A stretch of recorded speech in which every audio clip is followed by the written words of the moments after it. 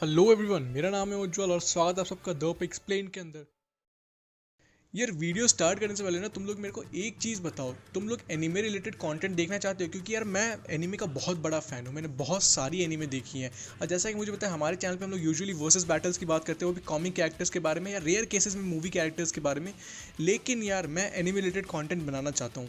अगर तुम लोग चाहते हो कि मैं एनीमे रिलेटेड कंटेंट बनाऊँ, क्योंकि मैं चाहता हूँ, तो प्लीज़ कमेंट सेक्शन में कमेंट करना मत भूलना। अगर मुझे लगा कि रिस्पॉन्स डिसेंट है या काफ़ी अच्छा है, तो नेक्स्ट वीडियो एनीमे के रिलेटेड ही आने वाली है, जो कि one of the best anime में काउंट होता है। इसके अलावा आज की वीडियो के बारे में बात करते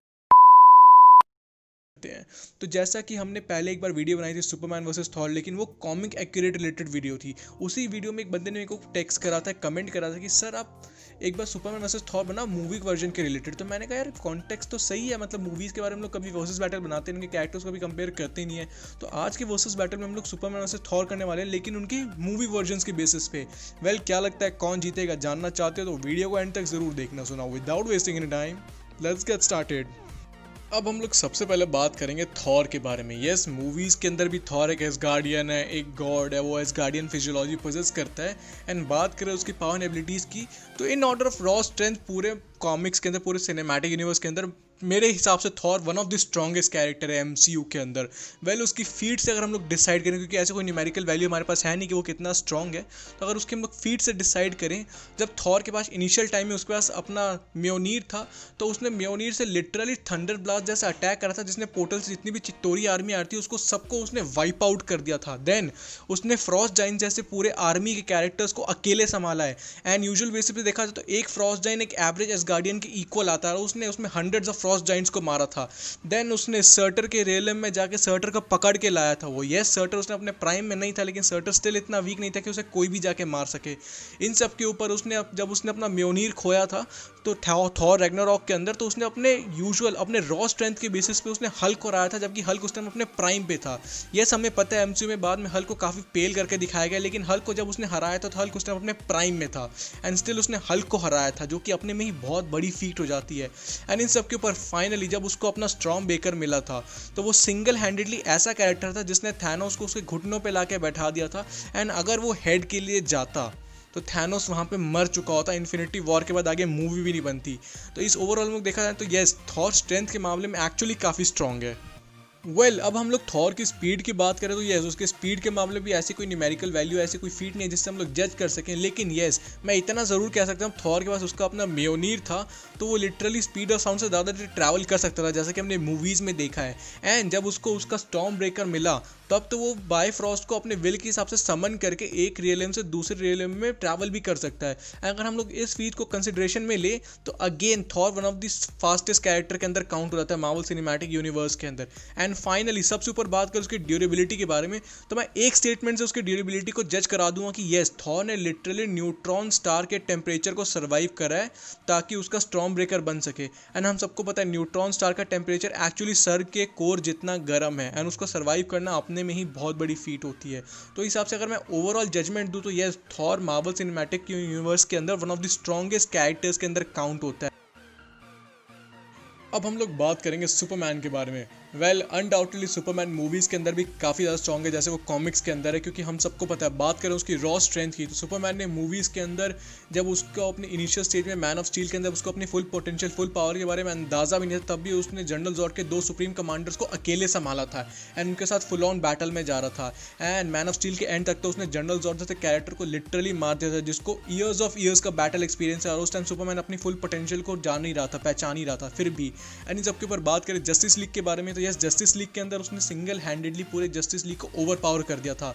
सारे कैरेक्टर्स लिटरली डर के भाग रहे थे, उससे डर रहे थे। एंड इन सब के ऊपर स्टेफन वुल्फ, जो बाकी जस्टिस लीग के ऊपर बहुत ज़्यादा भारी पड़ रहा था, और सुपरमैन की एंट्री के बाद उसने स्टेफन वुल्फ को लिटरली बच्चा बना के मारा था मूवीज़ के अंदर। एंड इन सब के ऊपर बात करें उसकी सबसे मोस्ट फेमस फाइट के बारे में, जो कि हुई थी डूम्सडे में बैटमैन वर्सेस सुपरमैन के अंदर। तो हम सबको पता है डूम्सडे जनरल जॉर्ड से डूम्सडे बना था, एंड डूम्सडे हम सबको पता है कितना पावरफुल है, जिसकी पावर रेडिएशन से बढ़ती है। एंड उस मूवी के अंदर फाइनल बैटल में उसकी पावर इमेंसली ग्रोथ होती ही जा रही थी, बढ़ती ही जा रही थी।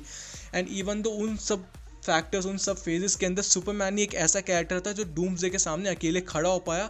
And in order of raw standards ने डूम्सडे को इक्वली मैच करा था। एंड जितना डूम्सडे उसको हर्ट करा था, वही उसी टाइम पे उतना ही सुपरमैन भी उसको भी हर्ट करा था।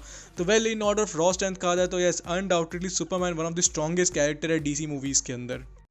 एंड हम लोग सुपरमैन की स्पीड के बारे में जानेंगे। वेल, ऐसा कोई जस्टिफाइड स्टेटमेंट, ऐसी कोई जस्टिफाइड न्यूमेरिकल वैल्यू नहीं है मूवीज़ के बेसिस पे जिससे हम लोग डिसाइड कर सके सुपरमैन कितना फास्ट है। लेकिन एक इंसिडेंट से मैं क्लैरिफाई कर सकता हूँ कि सुपरमैन एक्चुअली कितना फास्ट है। वेल, अगर हम लोग याद करें वो मोमेंट जब जस्टिस लीग में सुपरमैन सिंगल हैंडेडली फाइट करा था against all the justice league members, तो उस टाइम पे जब फ्लैश अटैक करने के लिए अप्रोच करता है सुपरमैन के सामने, तो सुपरमैन एक्चुअली सिर्फ वही ऐसा कैरेक्टर होता है जो फ्लैश को एक्चुअली स्लो मो में उसके हर मूवमेंट को देख पाता है, समझ पाता है। एंड वेल, ये चीज़, ये फीट वही कैरेक्टर कर सकता है जो एक्चुअली फ्लैश जितना फास्ट हो। तो इस बेसिस पे अगर इस पॉइंट को हम लोग कंसिडरेशन मिले तो हम लोग कह सकते हैं कि yes, again Superman one of the fastest character है डीसी मूवीज के अंदर, डीसीयू के अंदर, जो फ्लैश को इक्वली मैच करता है in order of speed. And finally अब हम लोग बात करेंगे सुपरमैन की ड्यूरेबिलिटी के बारे में। जैसा कि हम सबको पता है, मैन ऑफ स्टील मूवी के अंदर उस टाइम पे जब सुपरमैन अपनी पावर को एक्सप्लोर कर ही रहा था, जान ही रहा था कि उसकी पावर्स कितनी है, उसकी लिमिटेशंस क्या क्या हैं, उस टाइम पे वर्ल्ड इंजन जैसा वेपन जो पूरे अर्थ को 2 पार्ट में डिवाइड कर सकता है, जिसका मैग्नेटिक फील्ड इतना स्ट्रॉन्ग है कि अर्थ पे ऐसा कोई वेपन, ऐसा कोई इक्विपमेंट, ऐसा कोई टूल नहीं था जो उसके मैग्नेटिक फील्ड को पेनिट्रेट कर सके। लेकिन सुपरमैन ने ना कि उसके मैग्नेटिक फील्ड को, उसके मैग्नेटिक पुश को पेनिट्रेट करा, उसके अगेंस्ट जाके वर्ल्ड इंजन जैसे मशीन को डिस्ट्रॉय भी करा। इससे पता चलता है कि सुपरमैन की ड्यूरेबिलिटी कितनी ज़्यादा है। लेकिन अगर तुम्हें ये भी चीज़ कम लग रही हो तो तुम सबको पता होगा, बैटमैन वर्सेस सुपरमैन के अंदर सुपरमैन ने न्यूक्लियर एक्सप्लोजन को सर्वाइव करा था डूम्सडे के साथ। एंड मुझे बताने की ज़रूरत नहीं है न्यूक्लियर एक्सप्लोजन कितना खतरनाक हो सकता है। इस बेसिस पे देखा जाए, ओवरऑल कंक्लूजन किया है तो वेल, सुपरमैन भी काफ़ी ज़्यादा स्ट्रॉन्ग कैरेक्टर है मूवी के अंदर भी। सुपरमैन एंड थॉर, अगर इस वर्सेस बैटल कंक्लूजन पे हम लोग फर्स्ट फेज पे आए तो अगर हम लोग बात करें बिना किसी वेपन के, बिना किसी एडिशनल पावर स्किन के फाइट के बारे में, on the basis of raw strength and raw speed, तो ये दोनों कैरेक्टर्स एक दूसरे को इक्वली मैच करते हैं। क्योंकि हम सबको पता है सुपरमैन एंड थॉर कितने ज़्यादा स्ट्रॉन्ग है, उनकी फीट कितनी ज़्यादा इंप्रेसिव है अपने अपनी individual movies and cinematic universes के अंदर। लेकिन जब एडिशनल पावर्स की बात आती है, जहाँ पे सुपरमैन के पास है freeze breath, wind breath, heat vision and different type of microscopic vision जैसी पावर्स, जो कि एक्चुअली ज़्यादा कुछ फर्क लाएंगे नहीं थॉर के ऊपर, कि थॉर हीट विजन को इजीली सर्वाइव कर सकता है। जिस कैरेक्टर न्यूट्रॉन स्टार को सर्वाइव करा वो हीट विजन को इजीली सर्वाइव कर सकता है। एंड बात रही freeze breath and wind breath की, तो मेरे हिसाब से थॉर उनको भी सर्वाइव कर सकता है, not such a big deal. लेकिन जब एडिशनल पावर की बात करें जो थॉर के पास है, जो कि है स्टॉर्म बेकर, वो एक्चुअली अनमैचड एंड अनपैरेलल्ड वेपन है जिसने थैनोस को ऑलमोस्ट मार ही दिया था। एंड मेरे हिसाब से ये वेपन बहुत ही स्ट्रॉन्ग है, क्योंकि हम सबको पता है एमसीयू के अंदर ऐसा कोई वेपन है जो थैनोस को हर्ट कर सके। लेकिन स्टॉर्म ब्रेकर ने लिटरली ऑलमोस्ट थैनोस को मार दिया था। एंड इन्फिनिटी वॉर के अंदर थैनोस की हालत ख़राब कर दी थी। वही ऐसा वेपन था तो थैनोस को उसके घुटनों पर लेके आ गया था। एंड एंड गेम में उसी वेपन की मदद से थॉर ने थैनोस को मार भी दिया था। तो मेरे हिसाब से ये वेपन इतना स्ट्रॉन्ग तो है कि सुपरमैन को बहुत ज़्यादा डैमेज कर सकता है, बहुत ज़्यादा हर्ट कर सकता है, एंड ना कहीं कैपेबल है कि सुपरमैन को मार भी सकता है। तो this is one of the reasons कि मेरे ख्याल से इस वर्सेस बैटल का विनर है थॉर। वेल, आपको क्या लगता है कमेंट सेक्शन में बताना मत भूलना।